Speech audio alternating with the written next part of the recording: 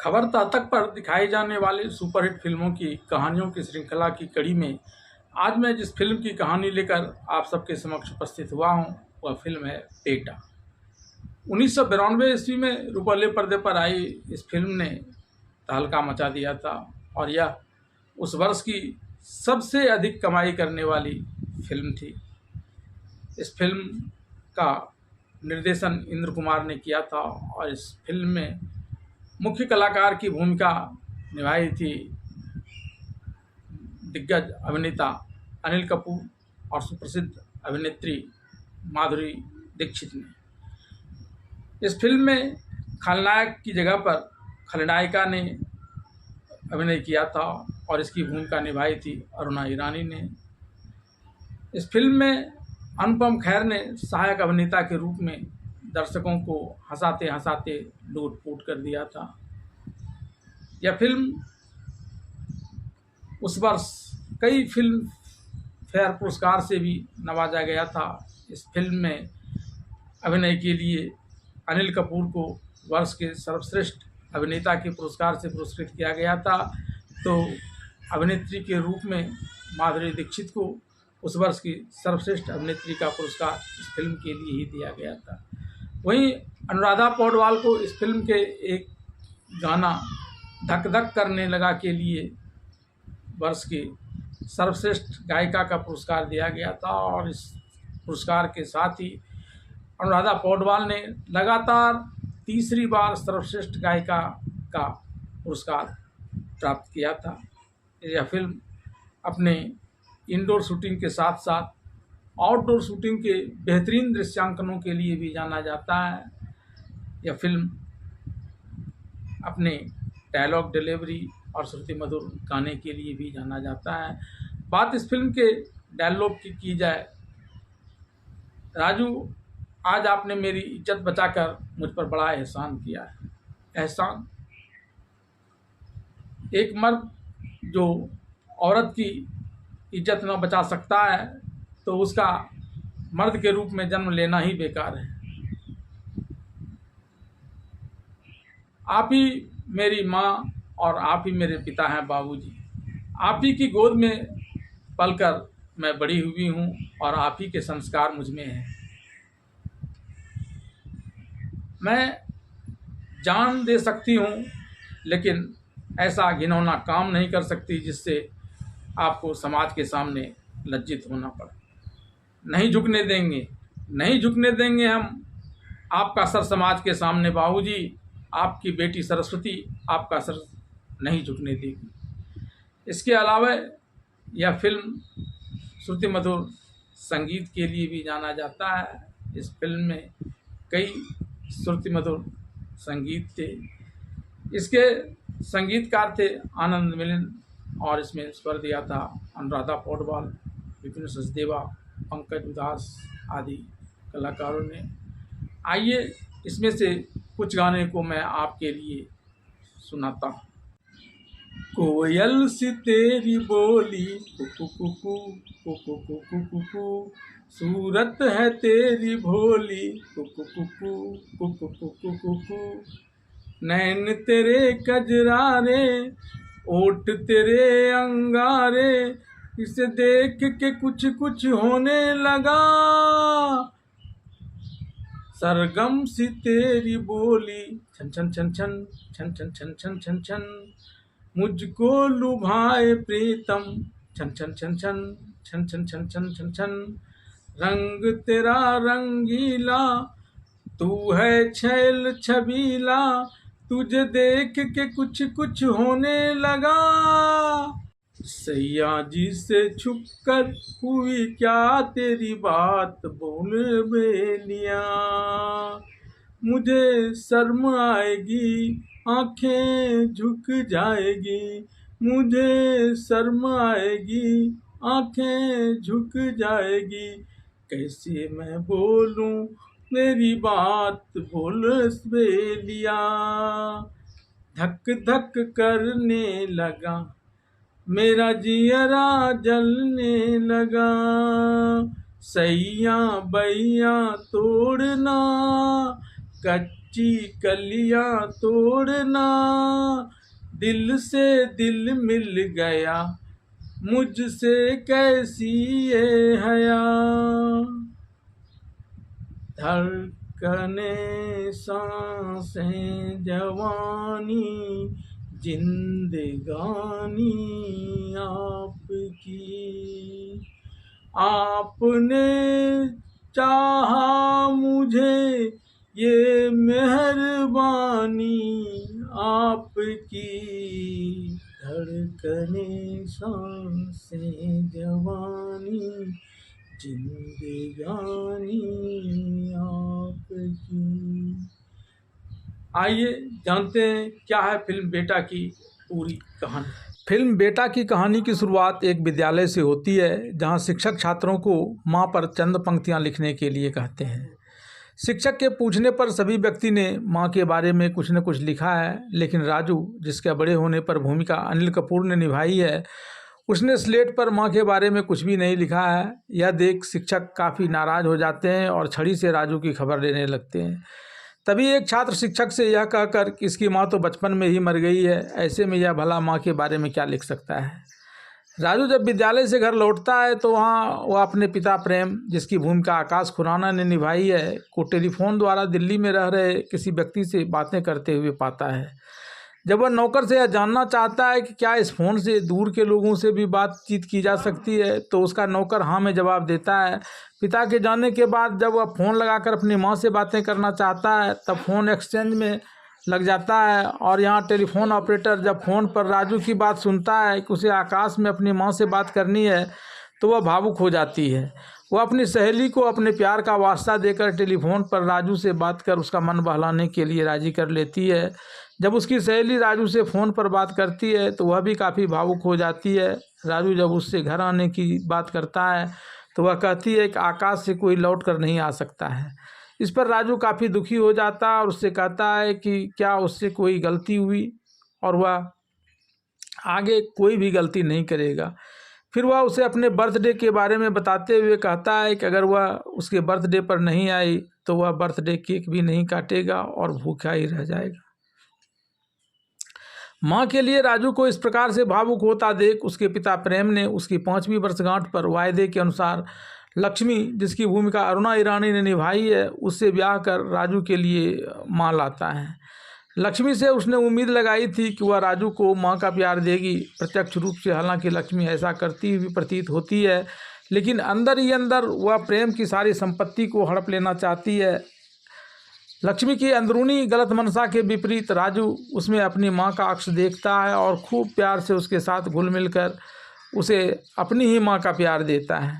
लक्ष्मी को यहाँ आए अभी कुछ ही दिन बीते थे कि उसका भाई तोताराम, जिसकी भूमिका अनुपम खेर ने निभाई है, वह अपनी पत्नी मैनावती, जिसकी भूमिका भारती आचरकर ने निभाई है, उसके साथ यहाँ ही रहने के लिए चला आता है। प्रेम को सामने तोताराम यह कहता है कि बिना बहना के वह वहाँ रह नहीं सकता है। इस पर मैनावती भी कहती है कि जब से लक्ष्मी यहाँ आई है तब से इन्होंने ढंग से खाना भी नहीं खाया है। तब प्रेम उन दोनों को यहीं रहने के लिए कहते हुए यह कहकर वहाँ से चला जाता है कि वे डीएम से मिलने के लिए जा रहे हैं। प्रेम और राजू की अनुपस्थिति में तोताराम लक्ष्मी से जल्दी सारी संपत्ति अपने कब्जे में लेने के लिए उसे उकसाता है। इस पर लक्ष्मी कहती है कि पहले कुछ दिनों तक सारी स्थितियों का अवलोकन करना होगा, तभी अपना दांव चलना होगा। तोताराम को जब भी मौका मिलता है वह बहना लक्ष्मी को सारी संपत्ति हड़पने की बात कहकर भड़काते रहता है। तोताराम उसकी पत्नी मैनावती और बहन लक्ष्मी को तब बड़ा झटका लगता है जब उसे यह मालूम होता है कि प्रेम के पास जितनी भी संपत्ति है वह उसका ट्रस्टी मात्र है। दरअसल प्रेम की पहली पत्नी ने जब वह मरणासन्न थी तब वकीलों से एक वसीयतनामा लिखवा लिया था, जिसके अनुसार ना तो प्रेम और न ही राजू इस संपत्ति को बेच सकता था या हस्तांतरित कर सकता था। यह संपत्ति राजू के नाम भी तब हस्तांतरित होनी थी जबकि राजू का ब्याह हो जाएगा। अगर इस संपत्ति को बेचने या हस्तांतरित करने की नौबत आ जाए तो यह तभी संभव होगा जब इस पर राजू और उसकी पत्नी दोनों की रजामंदी हो। तोताराम बहना लक्ष्मी से कहता है कि उसने विदुर संग अपनी बहन का ब्याह इसलिए किया था ताकि वह उसकी सारी जायदाद अपनी बहन के नाम करवा सके, लेकिन यहाँ तो दांव ही उल्टा पड़ गया। इस पर लक्ष्मी कहती है कि इस वसीयतनामा के बावजूद वह ऐसा करने में सफल हो जाएगी, क्योंकि वह राजू को इस तरह से अपने गिरफ्त में ले लेगी कि राजू सोते जागते जीते मरते हर वक्त सिर्फ माँ की ही रट लगाएगा और यह अपना सारा काम उसके सहारे करवा लेगी। इसके बाद वह घर में आए वकील को उसके पिताजी को नमस्कार करते हुए दिखाकर राजू से कहती है कि देखो यह कितना पढ़ा लिखा है, लेकिन फिर भी तुम्हारे पिताजी के आगे हाथ जोड़ता है। इसी प्रकार से अपना मुनीम भी काफ़ी पढ़ा लिखा है, लेकिन वह हमारे सामने तुम्हारे सामने हाथ जोड़कर खड़ा रहता है, क्योंकि हमारे पास धन है और धन खेतों में काम करके कमाया जा सकता है। पढ़ाई लिखाई करके तो लोग नौकर बनता है, मालिक तो खेतों में काम कर कमाई करने से बनता है। इस प्रकार से दुर्भावनाग्रस्त होकर लक्ष्मी ने उस छोटे से बालक के मन में यह बात बिठा दी। उसने फिर उसके हाथ में एक कहता थमा दिया और एक बड़े बंजर भूमि पर उसे खेती करने के लिए उकसाया। लोग उसके इस आचरण को देखकर उसके प्रति तरह तरह की बातें करते हैं, लेकिन लक्ष्मी अपने इरादे से जरा भी नहीं डिगती है और राजू को एक मजदूर की तरह खटाने लगती है। लक्ष्मी एक तरफ राजू को दिन रात खेतों में एक मजदूर की तरह कहाँ से काम करवाती है, तो वहीं दूसरी तरफ अपने बेटे रमेश, जिसकी भूमिका आदि ईरानी ने निभाई है, उसे पढ़ा लिखा कर डॉक्टर बनाना चाहती है। इसी क्रम में जब वह पढ़ाई करने घर से बाहर जा रहा है, तब लक्ष्मी रमेश को स्टेशन तक छोड़ने के लिए घर से कार से जा रही होती है। तब बीच रास्ते में ही तिवारी नाम का एक व्यक्ति इसकी गाड़ी को रोक लेता है। वह लक्ष्मी पर अपनी संपत्ति ठग लेने का आरोप लगाते हुए उसे वापस लौटाने की बात करता है, लेकिन लक्ष्मी उसे धमकाकर वहां से चली जाती है। गाड़ी खुलने के वक्त होने पर जब लक्ष्मी रमेश को गाड़ी में बिठा रही होती है, तब लक्ष्मी यह सोचकर कि रमेश को वक्त पर पैसा देने के लिए भी राजू की ज़रूरत पड़ेगी, वह उस वसीयत के अनुसार राजू से ही उसे पैसा मांगना पड़ेगा। तब वह राजू को लेकर व्याकुल हो जाती है, चिंतित होने लगती है कि राजू अभी तक क्यों नहीं आया। तभी राजू वहां आ जाता है और कहता है कि वह तो रमेश के लिए विशेष हलवा बनवाने हलवाई के यहाँ गया था, जिसे लेकर वह अभी यहाँ पहुँचा है, और फिर वह उस हलवे को रमेश को देकर रोज़ खाने और मन लगाकर पढ़ने का हिदायत कर देता है। इस बीच तिवारी हाथ में चाकू लिए वहां आ जाता है और लक्ष्मी से अपनी ठगी जमीन वापस करने के लिए भला बुरा कहने लगता है। तभी राजू वहां आ जाता है और माँ को अपशब्द कहने के लिए तिवारी की जमकर पिटाई करने लगता है। यहाँ तक कि जब रेलगाड़ी आ रही होती है तब वह तिवारी को रेल की पटरी पर डालकर उसकी जान लेना चाहता है, लेकिन बाद में लक्ष्मी के मना करने पर वह उसे छोड़ देता है और लक्ष्मी के साथ घर चला आता है। वहाँ उपस्थित लोग लक्ष्मी को इस बात के लिए निंदा करते हैं कि यह बड़ी ही सातिर किस्म की औरत है, जो न सिर्फ लोगों की संपत्तियों को हड़प लेती है, बल्कि राजू, जो इसे अपनी माँ से भी बढ़कर मानता है, उसकी पढ़ाई छुड़वाकर मेहनत मजदूरी करवाकर अपने स्वार्थ में वशीभूत होकर उसका जीवन चौपट कर रही है। इस पर कुछ लोगों ने कहा कि यह तो खैर सौतेला बेटा है, लक्ष्मी ने तो अपने पति को भी पागल करार कर उसे एक घर में बंद कर रखा है। अपनी पत्नी लक्ष्मी और उसके भाई तोताराम के षड्यंत्र का शिकार प्रेम किसी तरह से कमरे में बंद पड़ा अपनी ज़िंदगी जी रहा होता है। एक दिन उसका पुराना नौकर पांडु, जिसकी भूमिका लक्ष्मीकांत बेड़े ने निभाई है, वह उसे खिलाने स्वादिष्ट व्यंजनों से भरा एक थाल लेकर वहां आता है। प्रेम इसे देखकर भावुक हो जाता है। अपनी पत्नी लक्ष्मी और उसके भाई तोताराम के डर से वह इस खाने को खाने से इनकार करते हुए पांडु को वह सारी बातें बता देता है, जिस कारण वह घर का मालिक होकर भी घर के एक कमरे में बंद होकर अपनी शेष जिंदगी काटने के लिए विवश है।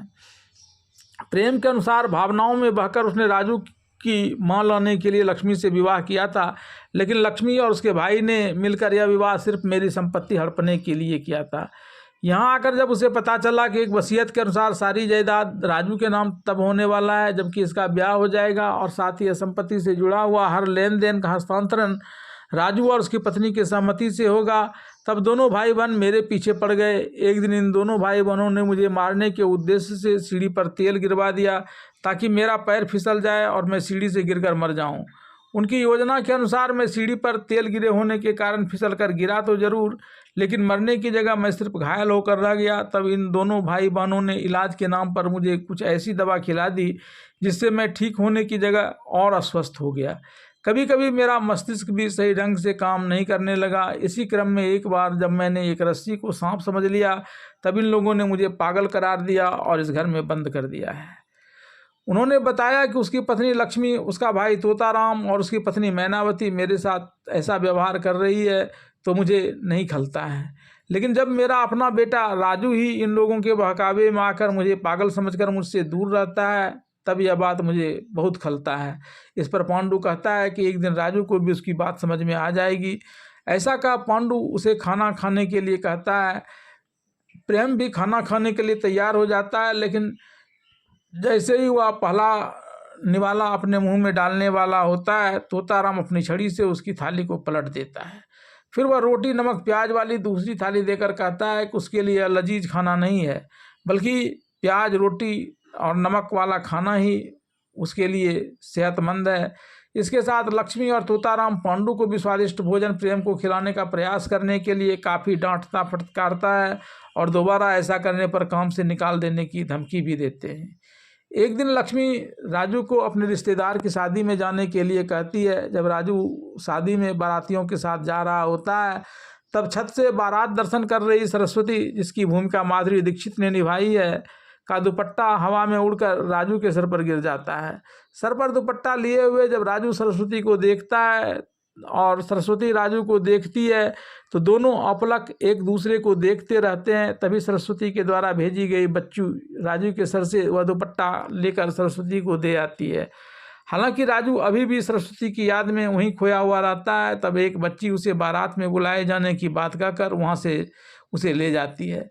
बारात में वहाँ सरस्वती को देख राजू सरस्वती से मेल जोल बढ़ाता है। जब वह वहाँ से माँ लक्ष्मी संग वापस आने अपने घर लौट रहा होता है, तब एक फोटोग्राफर जिसने सरस्वती की तस्वीर उस ब्याह मंडप पर खींची थी, उसकी तस्वीर देने आया है। राजू उससे सरस्वती की वह तस्वीर ले लेता है और घर में बार बार उसे देखकर भाव विभोर होता है और उसके संग साथ फेरे लेने का ख्वाब देखने लगता है। जब राजू का ख्वाब टूटता है तो वहाँ सरस्वती नहीं बल्कि उसका नौकर पांडु रहता है। फिर वह पांडु को अपने ख्वाब की बातें बताता है और उससे कैसे मिलन हो सकता है, इस बात को लेकर सवाल करता है। पांडु उसे कुछ रुपया लेकर एक आइडिया बताता है। इस आइडिया के अनुसार वह राजू को लेकर सरस्वती के गांव के निकट लगने वाले एक मेले में जाता है और वहाँ सरस्वती के आने का इंतजार करता है। बहुत समय बीतने पर भी सरस्वती अपनी सहेली के साथ एक बार दिखती है, लेकिन राजू के वहाँ तक पहुँचने से पहले ही सरस्वती अपनी सहेलियों के साथ वहाँ से खिसक लेती है। वहाँ से खिसक जाने के बाद सरस्वती आसपास कहीं नहीं दिखती है। तब पांडु सरस्वती को ढूंढने का एक नायाब तरीका बताता है।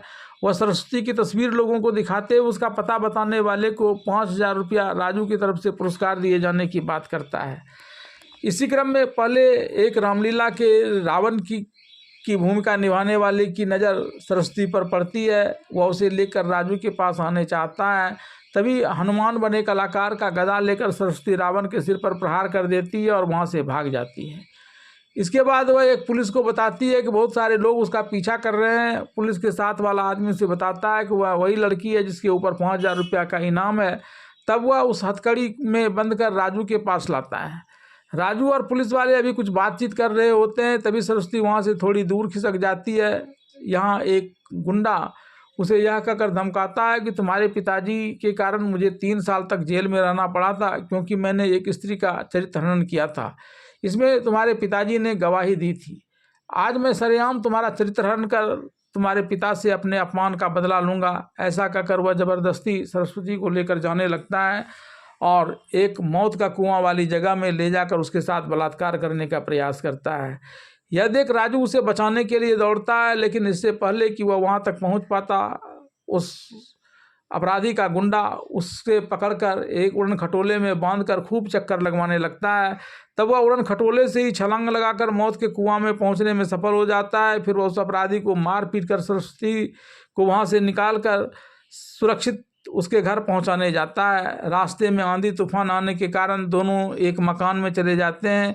यहाँ पहले राजू ठंड से कांप रहे सरस्वती के लिए आग की व्यवस्था करता है। तभी सरस्वती की नज़र राजू के उस कटे हुए घाव पर चली जाती है, जो उसे सरस्वती के बचाने के क्रम में अपराधी से लड़ने के दौरान लगी थी।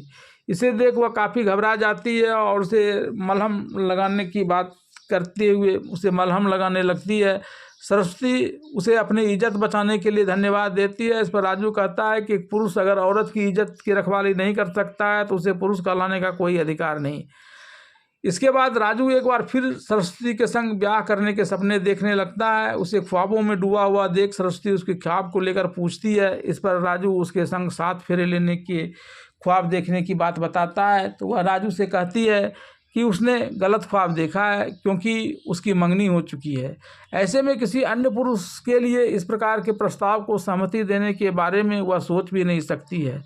थोड़ी ही देर में राजू भी समझ जाता है और कहता है कि यह तो उसने ख्वाब देखा था, लेकिन वह हकीकत से भी मुंह नहीं मोड़ेगा और उसे सुरक्षित उसके घर तक पहुंचाकर वापस अपने घर लौट जाएगा। जब ये दोनों सरस्वती के घर पहुंचते हैं तो यहाँ उसका भावी दूल्हा और उसके गांव के लोग और इसके अपने गांव के लोग बड़ी संख्या में इकट्ठा होकर इसे कुलक्षणी साबित करते हुए इस ब्याह को तोड़ देता है। यहाँ तक कि वह अपराधी जो कल इसकी इज्जत लूटने का प्रयास कर रहा था वह भी आज इसे कुलक्षणी होने को लेकर सवाल उठा रहा था। इस बीच जब राजू ने दूल्हे को सरस्वती को लेकर अपशब्द कहते हुए सुना तो वह गुस्सा गया, लेकिन उसे यह कहते हुए छोड़ दिया कि तुम सरस्वती के होने वाले पति हो। लेकिन फिर भी वह सरस्वती से शादी करने से इनकार कर दिया। इसके बाद वहाँ उपस्थित हर कोई मिलकर राजू की पिटाई करने लगा। कुछ समय तक तो सरस्वती से देखती रही, लेकिन इसके बाद उसने एक कटार ले लिया और सबको धमकाते हुए न सिर्फ राजू को बचा लिया बल्कि तत्क्षण मंदिर से सिंदूर लाकर राजू से अपने मांग में सिंदूर भरवाकर उसके संग ब्याह भी कर लिया। इसके बाद राजू सरस्वती का साथ अपने घर चला आता है। इधर वसीयतनामा की काट के तौर पर राजू की शादी एक बिल्कुल अनपढ़ गंवार लड़की से करने का रिश्ता लिए हुए उसकी सौतेली माँ लक्ष्मी एक कम हैसियत वाले परिवार की अनपढ़ लड़की से राजू का रिश्ता तय कर देती है।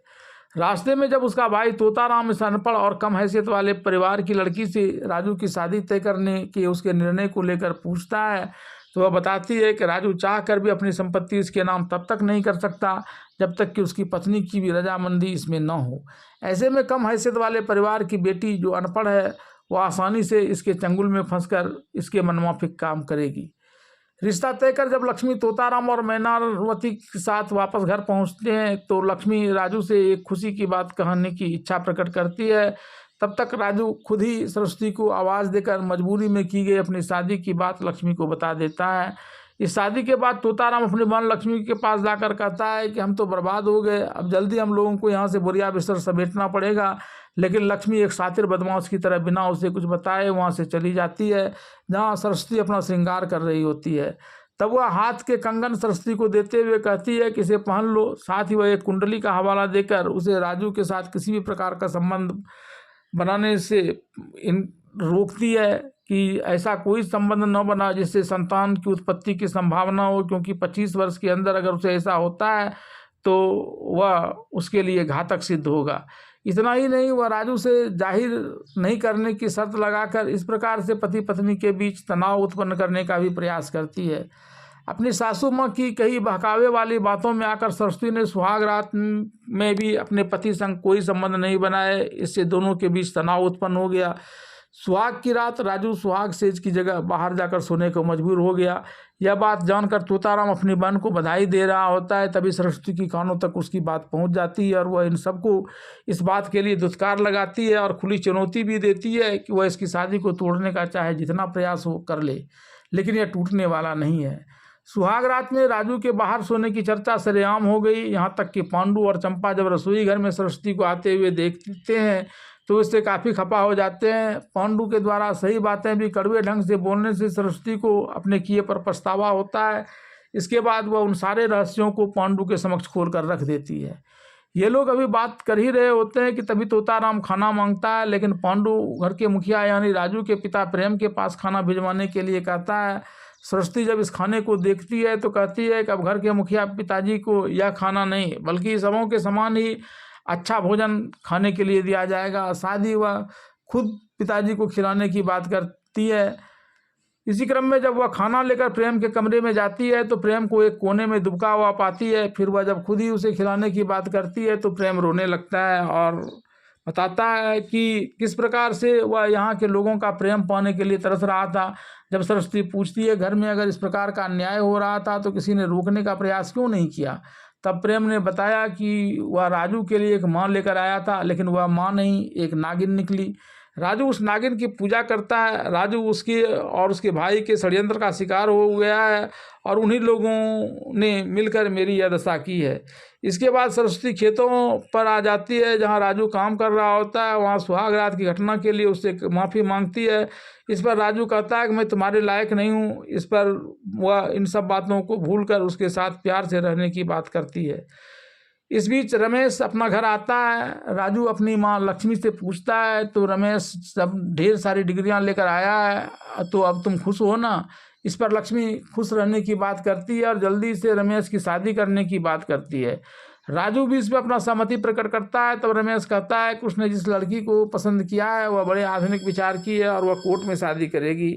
जब राजू कहता है कि वह चाहे जहाँ वहाँ शादी कर ले, इसके बाद कोर्ट से शादी कर दोनों वापस लौटते हैं। तो यहाँ उसके सम्मान में आयोजित कार्यक्रम को रमेश की पत्नी कुनिका एक ढकोसला बताती है और कहती है कि वह काफ़ी दूर से चलकर आई है, इसलिए उसे आराम की ज़रूरत है। फिर वह रमेश से अपना पैर दबा रही होती है। तभी पांडु वहाँ चाय लेकर आता है। पांडु की चाय को वाहियात बताने पर पांडु उसे सवाल जवाब करने लगता है। तभी सरस्वती वहाँ आ जाती है। पहले तो वह पांडु को वहाँ से बाहर जाने के लिए कहती है और फिर कुनिका से पूछती है कि उसने पिताजी से आशीर्वाद लिया या नहीं। इस पर कुनिका उससे कहती है कि उस पागल से आशीर्वाद कौन लेगा। इससे रूठकर सरस्वती वहाँ से चली जाती है। तब कुनिका उस पर ताना मारते हुए रमेश से कहती है कि बड़ी आई थी दादी बनने के लिए। घर में पड़े पड़े बोर हो रहे अपने ससुर यानी प्रेम को बाहर लाकर उसका मन बहलाने के उद्देश्य से सरस्वती प्रेम को उसके कमरे से लेकर बाहर पूजा करने ले जाती है। उसे ऐसा करते देख रमेश और उसकी पत्नी कुनिका प्रेम को पागल कहते हुए उसे बाहर नहीं ले जाने की बात करते हैं। तब सरस्वती बिना कुछ जवाब दिए अपने ससुर प्रेम को लेकर पूजा स्थल की ओर बढ़ रही होती है। तभी रमेश की पत्नी कुनिका उसे ऐसा करने से रोकने के लिए आगे बढ़ती है तो सरस्वती उसके हाथ मरोड़ देती है। फिर उसे यह धमकी देते हुए कि आइंदा उसने ऐसा किया तो वह उसके हाथ को तोड़कर उसके पति रमेश के हाथों में दे देगी। इसके बाद जब वह अपने ससुर को लेकर पूजा कर वापसी में लौट रही होती है तब तक रमेश अपनी माँ लक्ष्मी और तोताराम से उसकी शिकायत कर देता है। ये सब उसके वापस लौटने का इंतजार कर रहे होते हैं। जैसे ही सरस्वती प्रेम के संग वहाँ लौटती है वैसे ही लक्ष्मी उससे पूछती है कि उसे पूछे बगैर उसने पागल प्रेम को घर से बाहर क्यों निकाला। तो इस पर सरस्वती जवाब देती है कि यह बात उसे सही लगी इसलिए। तब लक्ष्मी उसे कहती है कि क्या सही है क्या गलत है इसका निर्णय तुम करोगी। तब सरस्वती कहती है कि जब बड़े सिर्फ अपना स्वार्थ देखने में लग जाए और छोटों की बुराई करने लगे तो छोटों का यह हक बनता है कि वह देखे क्या उचित है और क्या अनुचित। इसके साथ ही वह लक्ष्मी पर अपने पति के साथ इस प्रकार का व्यवहार करने और अपने सौतेले बेटे राजू की पढ़ाई लिखाई से वंचित रखने जैसे आरोप लगा रही होती है। तभी राजू वहां पहुंच जाता है और सरस्वती की पिटाई करने लगता है। फिर वह सरस्वती को अपनी माँ से माफ़ी मांगने या नहीं तो घर छोड़ने कर जाने के लिए कहता है। तब सरस्वती अपना ब्रीफकेस लेकर घर छोड़कर जाने लगती है। लेकिन जब उसकी नज़र अपने ससुर प्रेम पर पड़ती है तो यह सोचकर कि उसके जाने के बाद सब कोई मिलकर इसका बुरा हाल कर देगा वह वहीं रुक जाती है और अपनी सास लक्ष्मी से माफ़ी मांगती है। उसके बाद जब वह राजू से मिलती है तो देखती है कि राजू के दोनों हाथ लहूलुहान हो गए हैं। पूछने पर बताता है कि इस हाथ से उसने सरस्वती को पीटा था इसलिए उसने अपने हाथ को यह सजा दी है। साथ ही वह कहता है कि यह इसे जो चाहे भला बुरा कह ले लेकिन इसकी माँ से वह कुछ नहीं कहे। एक दिन तोताराम मुनीम से 2 लाख रुपये ले लेता है और कहता है कि वह बही खाते में गोदाम में आग लगने की बात लिख दे। इसके अलावा खेतों में पंपों में भी आग लगने की बात लिखे। तोताराम के द्वारा मुनीम जी को धमकाकर इस प्रकार से पैसे लेने और खाता बही में गलत लिखवाने की बात को सरस्वती और पांडु छिप कर देख लेता है। इसके बाद सरस्वती घर आकर बही खाता लिए हुए पांडु को 2 थप्पड़ रसीद करती है। इसे देखकर राजू कहता है कि वह घर का पुराना और वफादार नौकर है, इस प्रकार क्यों मार रही हो। तब सरस्वती कहती है कि पूछो अपने इस नौकर से इस खाते में क्या लिखा हुआ है। तब पांडु यह कहते हुए अपना पल्ला झाड़ लेता है कि उसे पढ़ना नहीं आता। इस पर सरस्वती बही खाता को लेकर राजू को पढ़कर सुनाती है कि इसमें गोदाम में आग लगने और 2 लाख रुपये की हानि और खेतों तथा पंपों में आग लगने से बड़ी हानि दिखाई गई है। इस पर राजू पहले तो कहता है कि विगत कुछ दिनों में तो कहीं आग लगी नहीं है। फिर वह पूछता है कि इस बही खाता को कौन लिखता है। तब पांडु बताता है कि बही खाता मुनीम जी लिखता है। तब मुनीम जी को तोताराम को देखकर थोड़ी घबराहट होती है, लेकिन जब राजू पांडु से कहकर राइफल मंगा लेता है तब मुनीम सारी बातों को सच सच बता देता है। सभी के बीच राजू तोताराम को पीटने लगता है, लेकिन तोताराम कहता है कि वह उसका इकलौता मामा है, लेकिन राजू नहीं सुनता है। तब वह बहन बहन चिल्लाकर लक्ष्मी से माफ़ी मांगता है। लक्ष्मी के कहने पर राजू उसे माफ़ कर देता है। इधर यह सब अभी घटना घट ही रही थी कि पांडु तोताराम के बिस्तर में सांप छिपे होने की बात करने लगता है। वह उसके बिस्तर को उठाकर बाहर लाने लगता है। यह देख तोताराम उसे बिस्तर को उठाने से रोकता है और कहता है कि उसका पालतू सांप उसके अंदर है, लेकिन वह ऐसा इसलिए कहता है क्योंकि उसने पैसे इसी में छुपाए थे। तब राजू के कहने पर पांडु और प्रेम दोनों मिलकर बिस्तर को उलट देते हैं, जिससे उसमें छिपाया उसका सारा पैसा बाहर आ जाता है और तोताराम की पोल खुल जाती है। प्रेम इस पैसे को एक ब्रीफकेस में भरकर राजू से पूछता है कि इसका क्या किया जाए। तब राजू पैसे से भरे उस ब्रीफकेस को माँ लक्ष्मी को देने के लिए कहता है, लेकिन सरस्वती के कहने पर कि माँ को पैसे से भरे ब्रीफकेस को सर के नीचे रखकर सोने की आदत है, ऐसे में कहीं मामा की नीयत एक बार फिर से डोल गई तो वह इसके लिए सर पर पत्थर से वार कर इन्हें जान से मार देगा और पैसे लेकर चंपत हो जाएगा। तब राजू पैसे भरे ब्रीफकेस सरस्वती को देने के लिए कहता है। पैसा भरा हुआ ब्रीफकेस को लेकर सरस्वती जब जा रही होती है, तब लक्ष्मी उससे कहती है कि बड़ा मज़ा आ रहा है ना तुम्हें यह खेल खेलने में, लेकिन मैं इस खेल की पुरानी खिलाड़ी हूँ। कल 12 बजे तक तुम खुद ही ये पैसा से भरा हुआ ब्रीफकेस मुझे लाकर दे दोगी। अगले दिन जब राजू और सरस्वती घर के दरवाजे पर रहते हैं, तभी कुनिका भनभनाते हुए घर से निकलती है और उसके पीछे रमेश और लक्ष्मी उसकी मनुहार करते हुए आते हैं। तब राजू इसके पीछे का कारण जानना चाहता है। इस पर कुनिका बताती है कि उसके पति रमेश डॉक्टर हैं, उन्होंने अपना क्लिनिक खोलने के लिए माँ से 6 लाख रुपये मांगे थे। माँ कहती है कि सारी संपत्ति राजू की है। इस पर राजू सरस्वती से उस ब्रीफकेस में रखे सारे रुपये रमेश को देने के लिए कहता है, लेकिन रमेश अपनी भाभी सरस्वती के हाथ से पैसा नहीं लेकर माँ के हाथ से पैसा लेने की बात करता है। जब सरस्वती लक्ष्मी के हाथ में या पैसे से भरा हुआ ब्रीफकेस दे रही होती है तो वह अपने भाई तोताराम से पूछती है कि कितना बजा है, तो वह 12 बजे की बात कहकर सरस्वती के ऊपर ताना मारता है। ब्रीफकेस देकर वापस आ रहे सरस्वती यह कहकर एक दूसरा दांव चल देती है कि शहर में क्लिनिक खोलने की जगह अगर गांव में माँ के नाम से दातव्य अस्पताल खोला जाए तो इससे माँ की प्रतिष्ठा कितनी बढ़ जाएगी। राजू सरस्वती की इस बात का समर्थन कर देता है और लक्ष्मी भी इससे इनकार नहीं कर सकती है। तब जिस दिन इस दातव्य अस्पताल का उद्घाटन हो रहा था, उस दिन सरस्वती सास लक्ष्मी और रमेश को माला पहनाकर उसका स्वागत करती है। तोताराम को शंका होती है कि कहीं इन लोगों को बलि का बकरा तो नहीं बनाया जा रहा। कुछ समय के बाद ठीक वैसा ही होता है जब वहाँ एक पुलिस इंस्पेक्टर पहुँच जाता है और पुलिस के पूछताछ में रमेश की डिग्री फर्जी निकलती है। इस पर राजू माँ का दिल तोड़ने के लिए रमेश की जमकर पिटाई करता है और उसे भी मामा मामी के साथ दोनों पति पत्नी मिलकर मजदूर के समान काम करने के लिए कहता है। तब तोताराम, उसकी पत्नी रमेश और उसकी पत्नी खेतों में काम करते हैं। दिन भर काम करने पर जब उसे खाना परोसा जाता है तो वह खाना भी सरस्वती गिरा देती है। इसके बाद जब खाना उन लोगों को दिया जाता है तो वह काफ़ी निम्न श्रेणी का है। तोताराम इसे खाने से इनकार कर देता है तो सरस्वती कहने पर उसे कुत्ते को दे दिया जाता है। इस बीच जब तोताराम यह जानता है कि अब खाना अगले दिन 12 बजे मिलेगा तो फिर से कुत्ते से भी यह खाना छीन कर खाने के लिए कुत्ते के पीछे सब दौड़ लगा रहा होता है। यह देख प्रेम कहता है कि अब तो ज़्यादा वजीर सब पिट गए, अब सिर्फ रानी पिटने के लिए बची हुई है। एक दिन सरस्वती सीढ़ी पर तेल गिरा देती है और जैसे ही लक्ष्मी सीढ़ी से उतरती है वह सीढ़ी से लुढ़कते हुए नीचे गिर जाती है। फिर सरस्वती उसे बेड पर लिटा देती है। जब राजू वहाँ आता है तो बताया जाता है किस प्रकार से माँ सीढ़ी से गिर गई थी, अब उसे कई बीमारियाँ हो सकती है। फिर जब राजू डॉक्टर को बुलाने की बात करता है तो सरस्वती कहती है कि मैंने पहले ही डॉक्टर को बुलावा भेज दिया है, डॉक्टर अभी आ ही रहे होंगे। तभी पांडु डॉक्टर बनकर वहाँ आ जाता है। वह नीम की कड़वी रस पीने के लिए दवा देता है और उसे बिजली के झटके भी लगाता है। लक्ष्मी के इसे नहीं पीने की बात करने पर भी सरस्वती जबरन उसे नीम का घूंट पिला देती है। करंट भी लगाया जाता है। फिर एक जानवर की दी जाने वाले सुई लगाने की बात की जाती है, लेकिन डॉक्टर इसे लक्ष्मी को न लगाकर मैनावती को लगा देता है। प्रेम इस हालत में लक्ष्मी को पूर्ण आराम देने के लिए चाबी लक्ष्मी से लेकर सरस्वती को देने की बात करता है। राजू के कहने पर सरस्वती पूरे घर की चाबी लेने के लिए राजी हो जाती है। हालांकि लक्ष्मी अभी भी उस चाबी को अपने पास रखने का प्रयास करती है, लेकिन राजू की जिद के आगे वह ऐसा नहीं कर पाती है।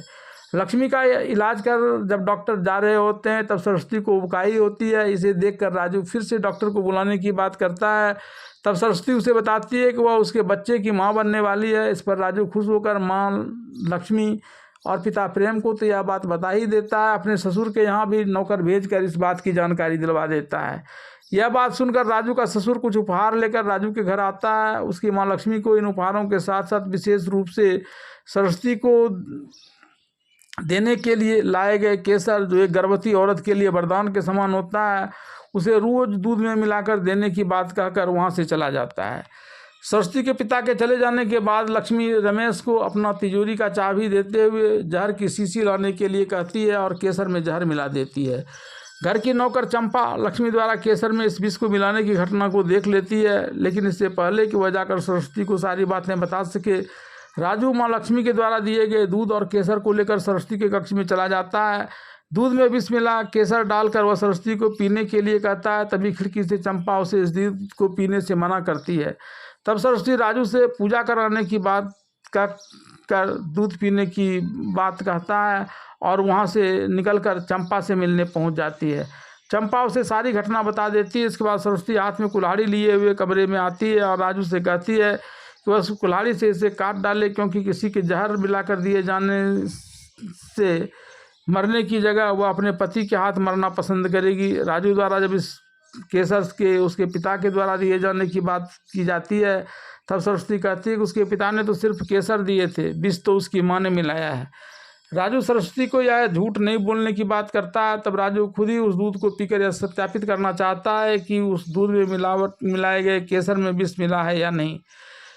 विष मिश्रित केसर वाले दूध को पीने के बाद राजू की तबीयत तेजी से खराब होने लगती है। तब सरस्वती खुद डॉक्टर को बुलाने चली जाती है। इधर राजू लक्ष्मी से कहता है कि उसे यह सब करने की ज़रूरत क्यों पड़ी। अगर उसे इसकी संपत्ति की ज़रूरत थी तो उसने इसे मांग लिया होता, वह इसे देने में क्षण भर भी देरी नहीं करता।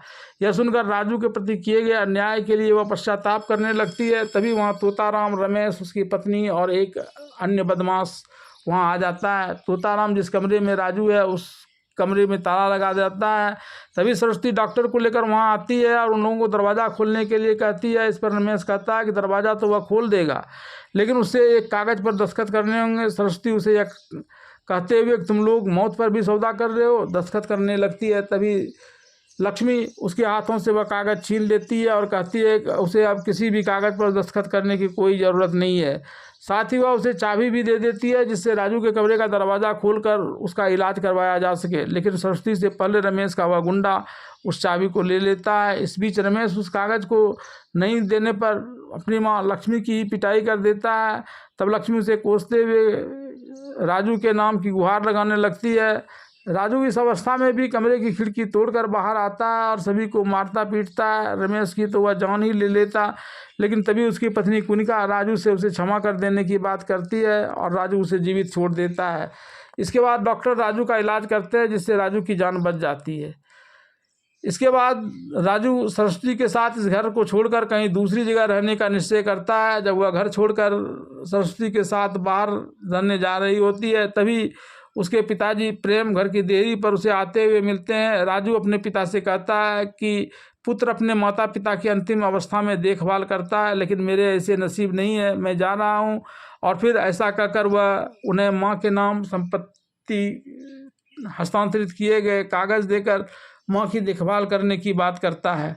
तभी लक्ष्मी दौड़ते वहाँ आती है और राजू का पैर पकड़ लेती है। वह अपने नाम किए गए संपत्ति के उस कागज़ को भी फाड़ कर फेंक देती है और राजू को वहीं रहने के लिए विनती करने लगती है। इसके बाद सभी प्रेम पूर्वक वहीं रहने लगते हैं और फिल्म बेटा की कहानी यहीं पर समाप्त हो जाती है।